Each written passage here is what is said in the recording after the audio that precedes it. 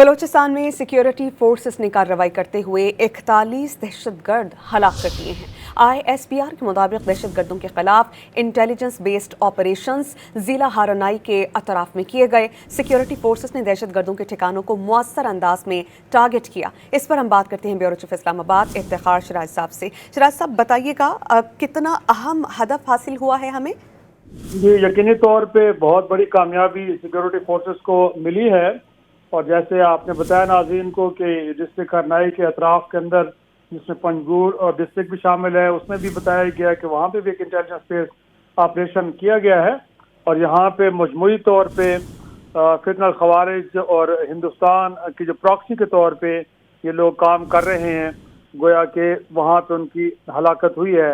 और जैसे ISPR की जानिब से तफसीलात जारी की गई हैं, तो बताया गया है कि जो आउटस्कर्ट्स हैं हरनाई डिस्ट्रिक्ट के, उनमें जो ऑपरेशन किया गया है, यहाँ पे क्योंकि इतला थी कि वहाँ पे कुछ दहशतगर्द मौजूद है कि जो वहाँ पे प्लानिंग कर रहे हैं, तो वहाँ पे जब कार्रवाई की गई है तो फायरिंग का तबादला भी बताया गया कि हुआ। और इस दौरान कुछ 30 के करीब जो इंडियन स्पॉन्सर्ड फितनल खवारिज के लोग थे, उनको हलाक किया गया और उनके कब्जे से बड़ी मिकदार में गोया कि असला बारूद भी रिकवर किया गया है। और इस तरह बताया गया कि एक और इंटेलिजेंस ऑपरेशन है कि जो डिस्ट्रिक्ट पंजगुर में किया गया है, और वहाँ पे भी बताया गया है कि 11 के करीब जो दहशतगर्द हैं फितनल खवारिज फितनल हिंदुस्तान के, उनकी हलाकत हुई है। और उनसे भी बड़ी मिकदार में असला बारूद जो है वो बरामद किया गया। और साथ में मुख्तलिफ बैंकों में जिन्होंने एक तरह से डाके डाले थे, वो रकम भी इनके पास मौजूद थी, और वो भी गोया कि इनसे रिकवर की गई है। तो 15 दिसंबर को एक डकैती पंजगुर में हुई थी जिसमें बैंक को लूटा गया था।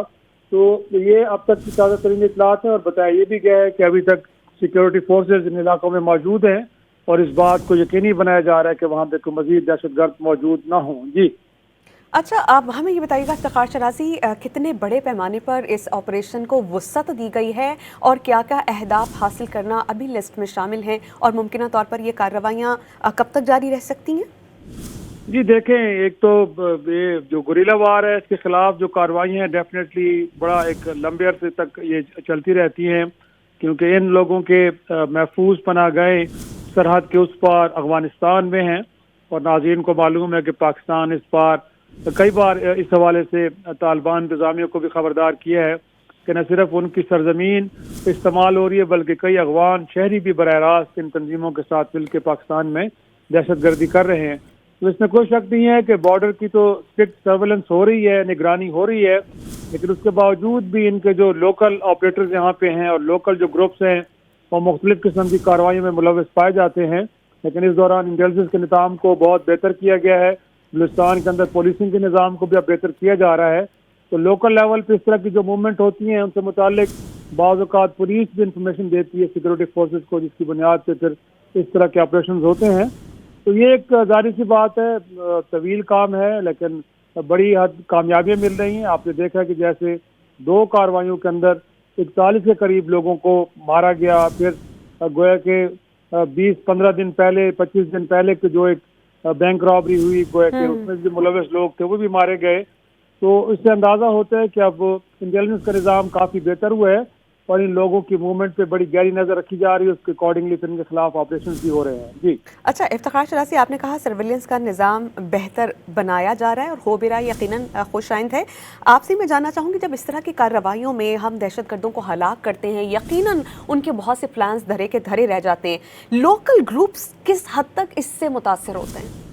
जी देखें, अब इनके लिए मूवमेंट इतनी आसान नहीं रही। गोया कि आप देखें कि 2 साल पहले शायद बड़ी तवातुर के साथ ये लोग बड़े आराम से कार्रवाइयाँ एक एक नहीं कई जगहों पे एक एक वक्त में किया करते थे, हमें याद है।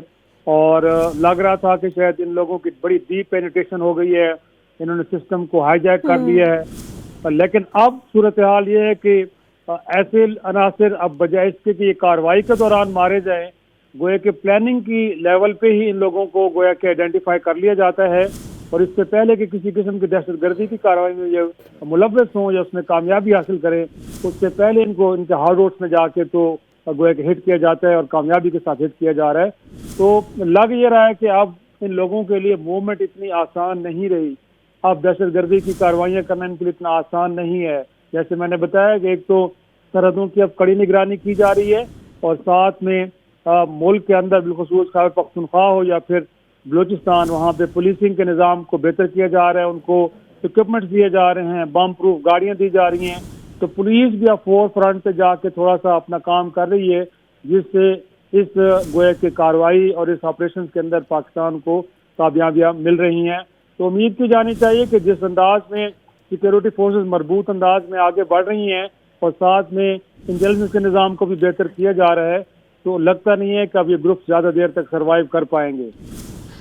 یقیناً افتخار شرازی ہمیں بہت ڈیٹیلڈ ان کارروائیوں سے متعلق ہمیں اپڈیٹ کر رہے تھے. 2 کارروائیوں میں 41 دہشت گرد ہلاک ہوئے ہیں، جس سے لوکل گروپس متاثر ہوئے ہیں، اور یہ دہشت گردوں کو واضح پیغام ہے کہ پاکستان کی سرحدیں محفوظ ہاتھوں میں. افتخار، بہت شکریہ، آپ نے اس بارے میں ہمیں اپڈیٹ کیا.